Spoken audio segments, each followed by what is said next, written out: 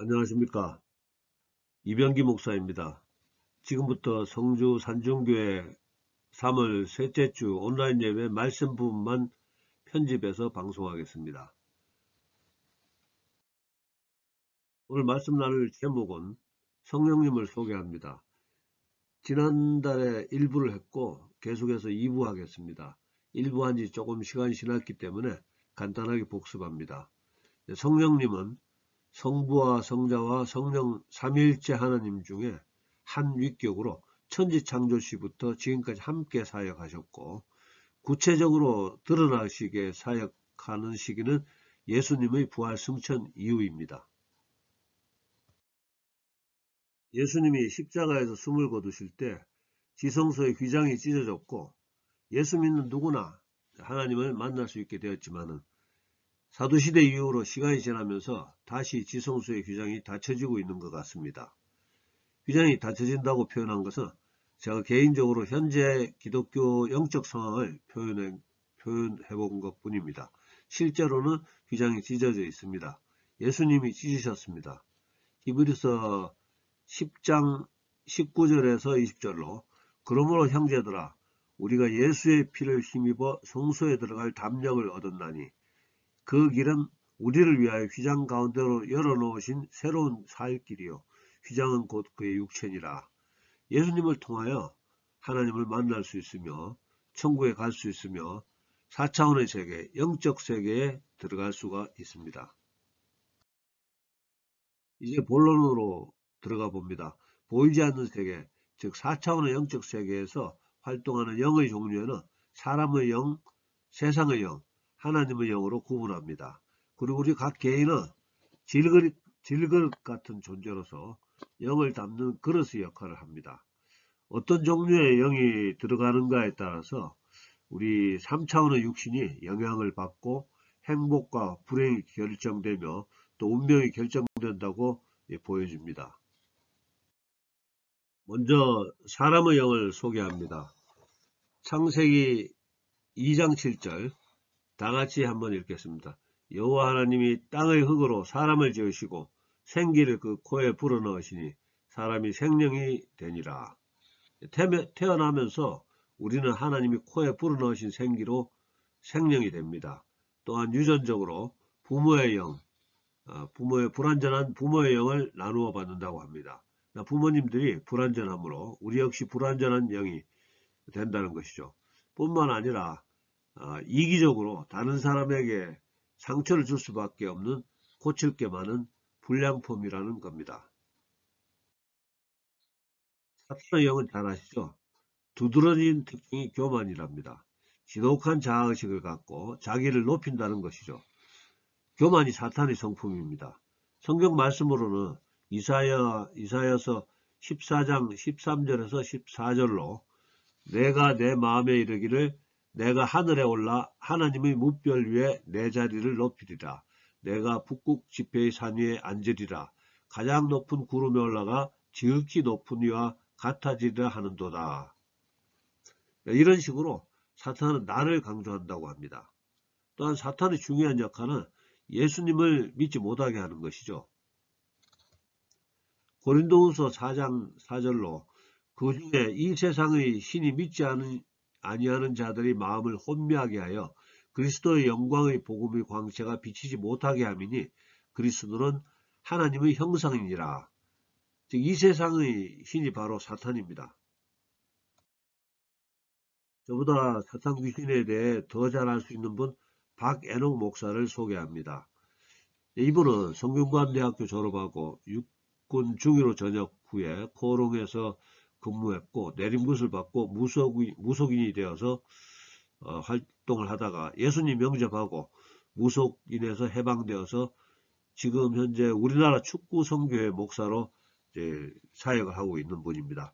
이분이 이제 무속인을 했기 때문에 사탄의 조경인 귀신에 대해서 이렇게 말하고 있습니다. 신경질을 많이 내고 거짓말을 많이 하고 남을 비판하고 이간질하고 질투를 많이 하고 또 음란한 행동을 많이 한다고 합니다. 혹시 이런 분 성품이 있으신 분들은 자신을 한번 돌아보셔야 됩니다. 또 한 분 소개합니다. 김혜경 목사라고요. 이분은 만여 명의 신도를 거느렸던 단군교 교주로서 20년간 기독교 축출운동을 벌였고요. 하나님의 강권하심으로 1993년도에 예수님 영접해서 이후 단군교를 해산하고 지금은 예수님을 증거하는 일을 하고 있다고 합니다. 이분도 역시 또 사탄에서 이렇게 이야기하고 있습니다. 사탄은 99가지 다 뺏어가면서 한 가지 좋은 것을 주는데 그에게 점치는 능력을 줬다고 합니다. 건강이라든지 명예라든지 권력, 재물, 또 사랑하는 사람들 다 뺏어간답니다. 이제 여러분도 어느 정도 잘 아시는 하나님의 영, 성령님을 소개합니다. 성령님의 특징은 사랑입니다. 다른 사람을 위해서 자기를 희생합니다. 지옥으로 달려가는 영혼들을 위해서 아프리카로 복음을 들고 가기도 하고, 또 불쌍한 영혼들을 위해서 나 혼자 촌으로 자원봉사 섬김을 가기도 합니다. 요한 1서 4장 16절 다 같이 한번 읽겠습니다. 시작. 하나님은 사랑이시라. 사랑 안에 거하는 자는 하나님 안에 거하고 하나님도 그의 안에 거하시느니라. 요한 1서 4장 8절 또 요한 1서 4장 20절 같은 이야기입니다. 하나님을 사랑하노라 하고 그 형제를 미워하면 이는 거짓말하는 자니 보는 바 그 형제를 사랑하지 아니하는 자가 보지 못하는 바 하나님을 사랑할 수 없느니라. 이제 성령 받았다고 하는 사람에게 이런 성품이 나타나지 않는다면 이 사람도 역시 자기 자신을 좀 점검해 볼 필요가 있겠습니다. 즉 성령의 사람은 자기가 다른 사람을 위해서 조금 손해보는 결정을 쉽게 할 수 있겠습니다. 이제 좀 더 구체적으로 성령 세례와 성령 충만이 무엇인지 살펴보겠습니다. 고린도전서 12장 3절로 하나님의 영으로 말하는 자는 누구든지 예수를 저주할 자라 하지 아니하고 또 성령으로 아니하고는 누구든지 예수를 주시라 할 수 없느니라. 성령 세례에 대해서는 다소 여러 가지 주장들이 있습니다. 그렇지만은 예수님을 주인으로 모실 수 있는 마음은 성령님이 아니면은 불가능하기 때문에 물 세례를 받을 때 성령 세례를 받은 것으로 인정하는 게 보통 정설입니다. 근데 물 세례를 받은 사람 중에서 예수님을 주인이시다 말은 하면서도 실제로 아무런 차이가 없는 경우도 있습니다. 그래서 형식적으로 물 세례를 받으면서 그냥 빈말로 예수님을 주님이라고 부르는 사람도 있을 것으로 예상이 됩니다. 그분들에 대해서는 하나님이 판단해 주실 거겠죠. 다음으로는 성령 충만에 대해서 말씀을 드립니다. 예수님 승천 후에 오순절 마가다락방에서 기도하던 120명의 제자들이 불같은 성령을 받고 첫 번째 성령 충만은 이렇게 시작이 됩니다. 사도행전 2장 4절로 그들이 다 성령의 충만함을 받고 성령이 말하게 하심을 따라 다른 언어들로 말하기를 시작하니라. 즉 방언으로 시작되었습니다. 그래서 한때는 어떤 교단에서는 방언을 해야만 구원받은 사람이라고까지 오해를 했습니다. 또한 초대교회에서는 계속 성령 충만을 경험하게 됩니다. 사도행전 4장 31절로 빌기를 다음에 모인 것이 진동하더니 무리가 다 성령이 충만하여 담대히 하나님 말씀을 전하니라. 이렇게 볼 때 여기서 말하는 성령 충만은 지금 시대 우리가 부흥집회 같은 데서 나타나는 성령 세례로 생각해도 틀리지 않겠습니다. 즉 성령 충만의 첫 번째 증상은 성령 세례 또는 성령 체험이라고 부른다고 보면 될 것 같습니다. 성령 충만에 대해서 말씀을 계속합니다. 사도 바울이 에베소서 5장 18절로 술 취하지 말라 이는 방탕한 것이니 오직 성령으로 충만함을 받으라. 이어서 다음 구절에 계속해서 찬송하고 하나님께 감사하고 또 서로 간에 복종하라. 그리고 이어서 에베소서 5장 22절로 아내들이여 자기 남편에게 복종하기를 주께 하라. 즉 성령 충만에는 복종이라는 증거가 있습니다.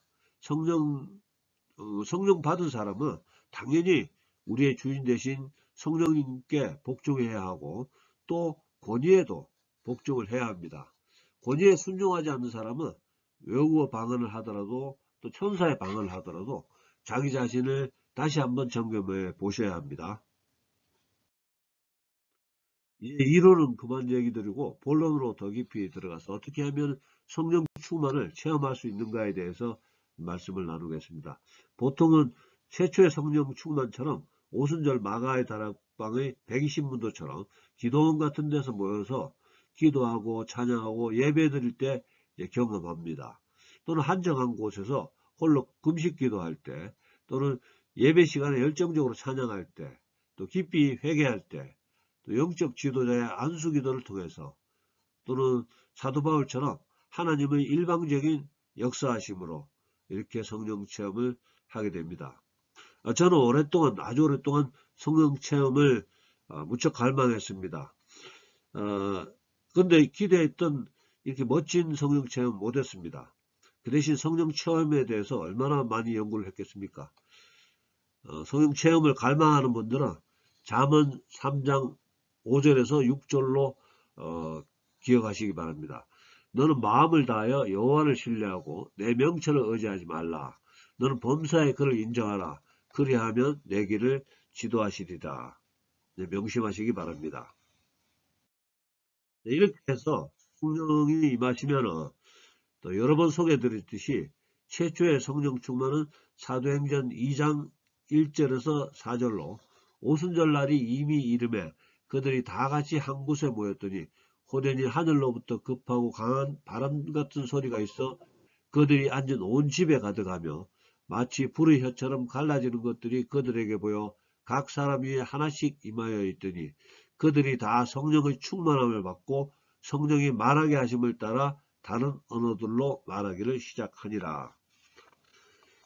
그런데 제가 수많은 그 집회에 참석해보고 또 수많은 성령 체험을 목도해 봤지만은 모든 사람들이 동시에 이런 성령 충만을 받는 경우는 보지 못했습니다.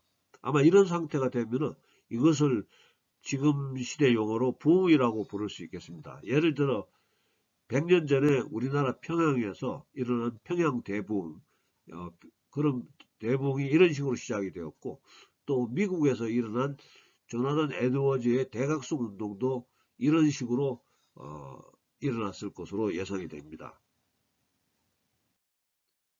제가 목도한 성령 체험의 현상에서는 현장에 있던 각 개인들이 개인적으로 바늘이 터지거나 또 위에서 뜨거운 옷이 입혀지는 느낌을 받거나 또 전기 충격과 같은 강한 충격으로 쓰러지거나 또는 의식을 잠시 잃어버립니다.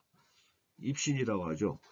또 이유 없이 심하게 통곡하는 경우, 또 몸을 떠는 경우, 손을 떨거나 머리를 흔들거나 이런 여러 가지 증상들이 있었습니다. 저 같은 경우에는 보통 사람들이 경험하는 이런 일반적인 성령 체험 못했고요. 진한 장미향 같은 향기가 나면서 잠시 황홀한 상태를 경험하기는 했습니다. 이런 성령 체험의 그 현상이 성령 충만의 증거일까요? 네, 한번 생각해 보면 그렇지는 않은 것 같습니다. 그것은 그냥 현상이라고 보시면 되고요. 성령 체험의 실제 증거는 소천하신 고 하영조 목사님이 잘 설명했는데요. 하영조 목사님, 우리의 정과 욕심을 십자가에 못 박을 때 나를 부인하고 나를 죽여야, 즉 내가 깨어지는 경험이 성령 체험이라고 성령 충만이라고 할 수 있겠습니다. 즉 아픔이 동반된다는 것이죠. 또한 성격이 부드러워지고 복음을 증거하게 되고 또 몸과 마음과 영의 질병이 치유하게 된다는 겁니다. 또 한 가지 더 추가한다면 당연히 권위에 대한 복종이 있어야 되겠죠. 말씀 전반에 소개해 드렸는데요. 우리는 어느 정도 불량품이었습니다. 성령님이 들어오심으로 내 속에 있는 불량한 성품이 밀려서 나가게 되고 성령님이 주신 아름다운 성품으로 채워진다는 것이죠. 갈라디아서 5장 22절에서 23절로 오직 성령의 열매는 사랑과 희락과 화평과 오래 참음과 자비와 양선과 충성과 온유의 절제니. 즉 성령 충만이란 성령님의 성품으로 가득 채우라는 말입니다. 가득 채워져야 됩니다. 우리가 반대로 믿지 않는 사람들은 요가나 명상, 단전호, 기수련 같은 영적 훈련을 통해서 마음을 비우게 됩니다. 즉 욕심이나 분노나 죄성을 비워낸다는 것이죠.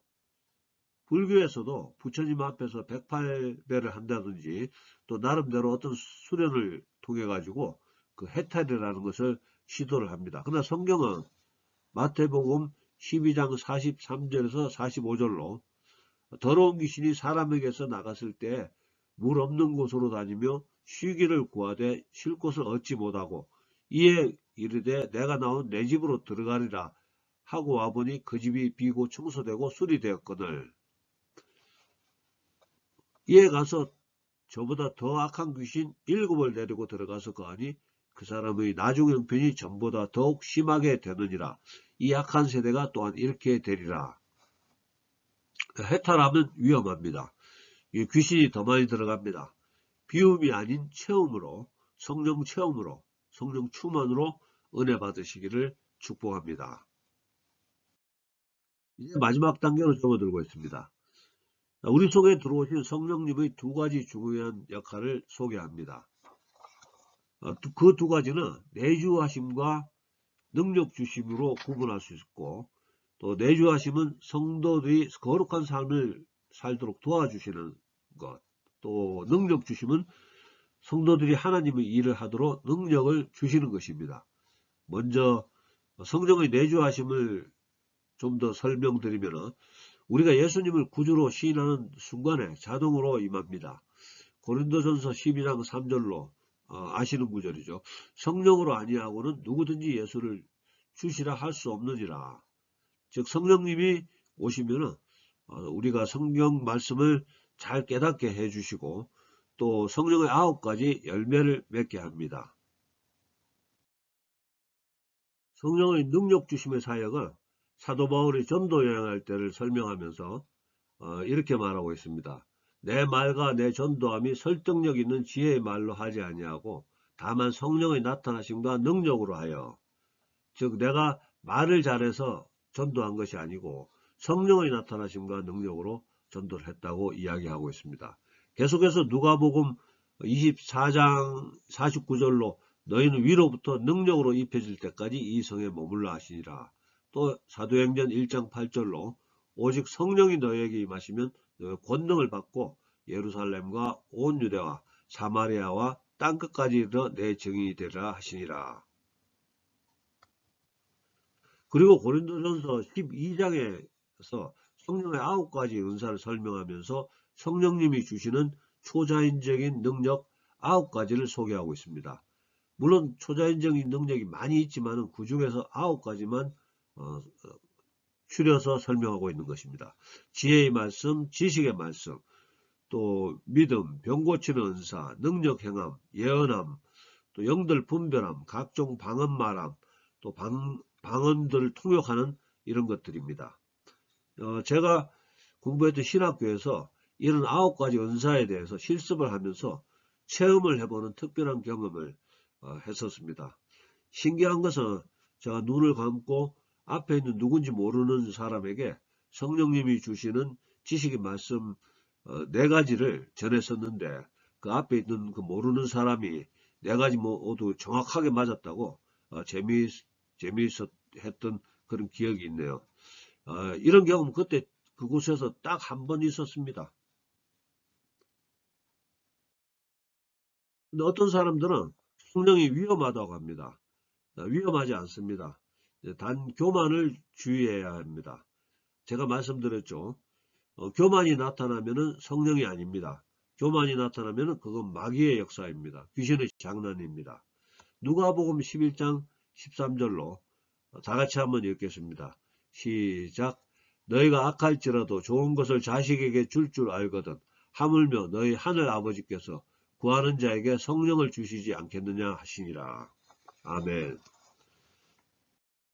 말씀을 정리합니다.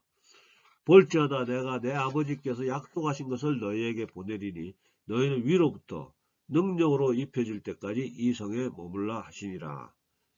능력 받으실 때까지 이곳 산중교회에 머무시기 바랍니다. 사도행전 1장 8절 오직 성령이 너에게 임하시면 권능을 받고 예루살렘과 온 유대와 사마리아와 땅끝까지 이르러 내 증인이 되리라 하시니라. 성령이 임하시면 여러분이 권능을 받고 여러분 지방과 또 일터와 거주하시는 동네에서 예수님이 증인이 되어서 복음을 전하시기를, 또 우리가 있는 이 땅을 하나님 나라로 만들어가는 우리 모두가 되기를 예수님의 이름으로 축복합니다. 기도하겠습니다. 우리의 모든 사정을 다 아시는 아버지 하나님, 오늘도 사랑하시는 주의 자녀들을 불러주시고 여기까지 인도하심을 감사합니다. 오늘도 말씀을 통해서 성령님에 대해서 알게 하시고 사모하게 하심을 감사합니다. 날로 악해져가는 세상 속에서 또 어느 때보다도 우리가 성령님의 도우심이 필요합니다. 성령님의 능력이 필요합니다. 하나님 말씀대로 살기 원하며 또 마음껏 예배드리며 선하게 살기 원하는 주의 백성들 불쌍히 여기주셔서 은혜를 허락하여 주시옵소서. 성령을 부어주시옵소서. 성령 충만을 허락하여 주시옵소서. 악한 자들 눈치 보지 않고 그들에게 무릎 꿇지 않고 하나님 바라보면서 당당히 복음을 선포하며 우리 하나님을 자랑하며 살아갈 수 있도록 붙들어 주시옵소서. 지금은 우리 구주 예수님의 은혜와 아버지 하나님의 극진하신 사랑과 성령님의 감동과 교통하심이 오늘 예배에 참석한 우리 모두에게 또 우리들의 가정과 일터와 섬기는 교회 위에 지금부터 영원토록 함께하여 주시옵기를 간절히 축원하옵나이다.